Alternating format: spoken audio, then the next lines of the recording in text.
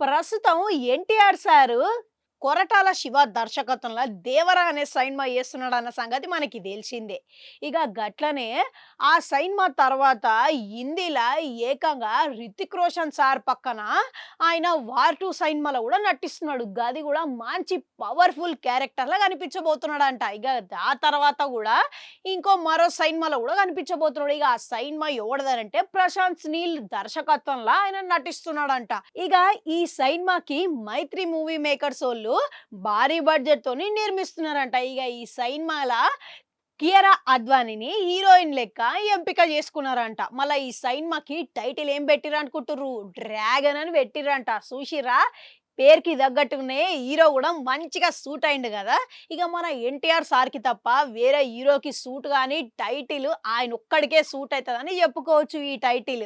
ఇక ఇప్పటికే ఈ సైన్మా కోసం విలన్ల వేట అనేది కూడా కొనసాగుతున్నదంట. ఈ సైన్మా అయితే ఆగస్టులో మొదలయ్యే ఛాన్సులు ఉన్నాయని టాక్ అయితే వినబడుతున్నది. మళ్ళీ దీంట్లో ఎంత వాస్తవం ఉన్నదనేది మనకి తెలియాల్సి ఉన్నది. ఇక ఆ విషయం పక్కకు పెడితే ఇక ఇంకో ముచ్చట ఏందనంటే ఇప్పటికే ప్రస్తుతం ఈ సైన్మా ప్రీ ప్రొడక్షన్ అనేది మొదలైపోయింది అనేది టాక్ అయితే నడుస్తున్నది.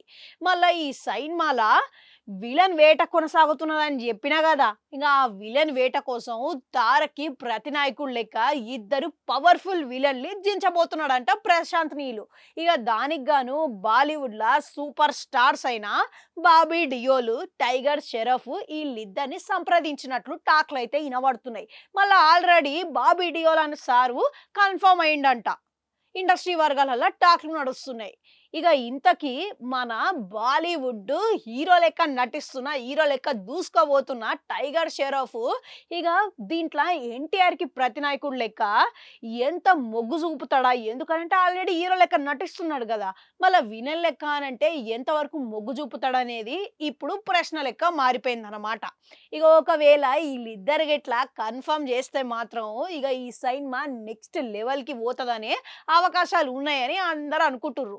ఇక మళ్ళా ఈ సైన్మాకి మన ఎన్టీఆర్ కెరియర్‌లోనే మస్తు హై వోల్టేజ్ యాక్షన్ చిత్రం లెక్క ఉండిపోతదని ఇండస్ట్రీ వర్గాలలో టాక్ వినబడుతున్నది. ఇక ఏదేమైనా సరే ఈ సైన్మాలో మాత్రం వీళ్ళిద్దరు కన్ఫర్మ్ అయితే నెక్స్ట్ లెవెల్‌లో ఉంటదని చెప్పుకోవచ్చు. ఎందుకంటే ముగ్గురు సూపర్ స్టార్‌లే నటిస్తున్నారు కాబట్టి ఏ రేంజ్‌లో ఉంటది పోరు అనేది మనకి ఇది చెప్పాల్సిన అవసరం లేదు.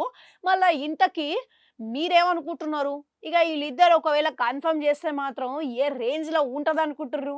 ఏమనిపిస్తున్నదనేది కామెంట్ సెక్షన్‌లో కామెంట్ పెట్టుర్రి. అట్లనే అడగంటున్నా అది కూడా నొక్కురి మళ్ళొస్తా.